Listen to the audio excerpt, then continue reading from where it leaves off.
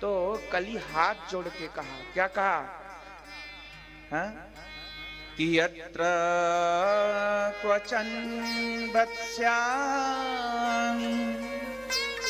सार्वभौम तवा गया अलक्ष्ये तत्र तत्रापि त्वामत्तुम शरासनम। हे प्रभु, मैं कहाँ जाऊं, क्योंकि आप संपूर्ण पृथ्वी के राजा हैं। क्या है? पृथ्वी के राजा। परीक्षित महाराज जी कौन थे? संपूर्ण पृथ्वी के राजा थे। तो पृथ्वी के राजा आप हैं, मैं जाऊं तो कहां जाऊं? जहां भी जाता हूं वहां तो आपको पाता हूं धनुष बाण लेके, क्योंकि सब जगह में आपका राज्य है। कहां जाऊं? कहने की तात्पर्य क्या है? ध्यान से सुनना। हाँ? कहने की तात्पर्य क्या है? कहने की तात्पर्य है कि हम लोग जो सोचते हैं ना, विदेश एक अलग जगह है, अमेरिका, जर्मनी, फ्रांस, रूस, ये हमारे भारत की हिस्सा नहीं है, ऐसा समझते हैं ना। पर वास्तविकता ऐसा नहीं है। संपूर्ण पृथ्वी के राजा थे परीक्षित। कौन थे? परीक्षित महाराज जी संपूर्ण पृथ्वी के राजा थे। तो इसके मतलब संपूर्ण पृथ्वी के राजा कहने से तो अमेरिका भी भारत का ही हिस्सा है, अलग अलग हिस्सा नहीं है। समझ में आया कि नहीं आया? अगर अमेरिका भारत की हिस्सा नहीं होता तो परीक्षित महाराज जी कहते तो चलो कोई बात नहीं, हमारा भारत छोड़ दो, अमेरिका में जाके मर जाओ। है? ऐसा कहते ना? नहीं कहते। पर परीक्षित महाराज जी को 4 जगह में वास देने की आवश्यकता ही क्या है? है? अब हम इसका एक एक करके उदाहरण दे करके हम बता रहे हैं। लोग कहते हैं कि पूरे पृथ्वी में सबसे ज्यादा आबादी है मुसलमान का। नहीं कहते हैं ना? मुसलमान नहीं, क्रिश्चियन का। सबसे ज्यादा आबादी किसकी है? क्रिश्चियन। उसके बाद आबादी है मुसलमानों का, उसके बाद गिनती में आता है हिंदुओं का। ऐसा बोलते हैं ना। अब ध्यान से सुनने का विषय ये है कि वास्तविक में चाइना जो कंट्री है वो किसका हिस्सा है? किसका हिस्सा है? भारत का ही हिस्सा है।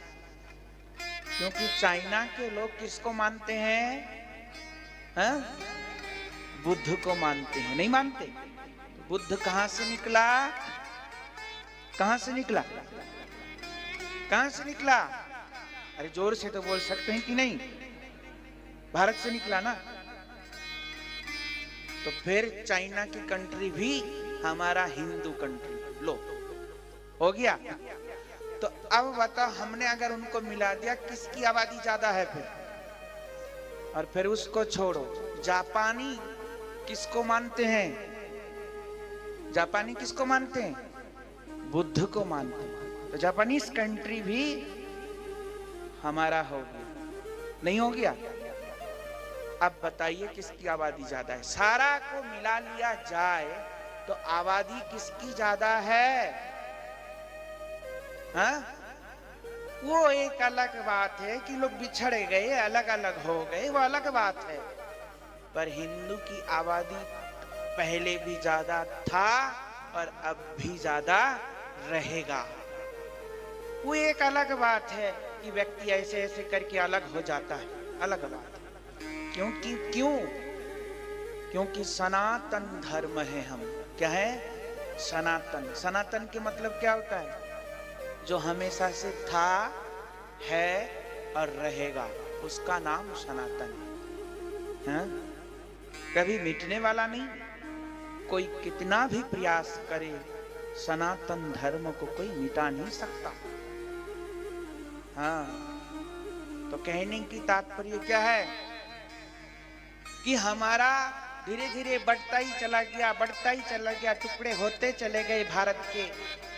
इसलिए अलग अलग हो गए हैं सब, पर है सब एक ही, है सब एक ही अखंड भारत की हिस्सा है सभी। अखंड क्या है? भारत की हिस्सा है। इसलिए परीक्षित महाराज जी यहाँ पे क्या कह रहे हैं? हाँ? तब परीक्षित महाराज जी को कहा कली ने कि महाराज आप हमको कहीं तो वास दीजिए, आप जहां दे देंगे ना मैं वहां से छोड़ के बाहर नहीं आऊंगा, ऐसा कहा। बोलते अच्छा तो फिर मैं तुमको 4 जगह में वास देता हूं। कौन कौन से जगह? अब ध्यान से सुन लेना। हाँ, कौन कौन से जगह में कली का वास है?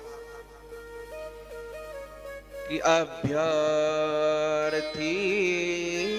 तदस्ता तस्मै स्थानानि कलये ददौ द्वैतं पानं स्त्रियः शुना यत्र धर्मश्च चतुर्विधा। क्या कह रहे हैं? मैं तुमको 4 जगह में वास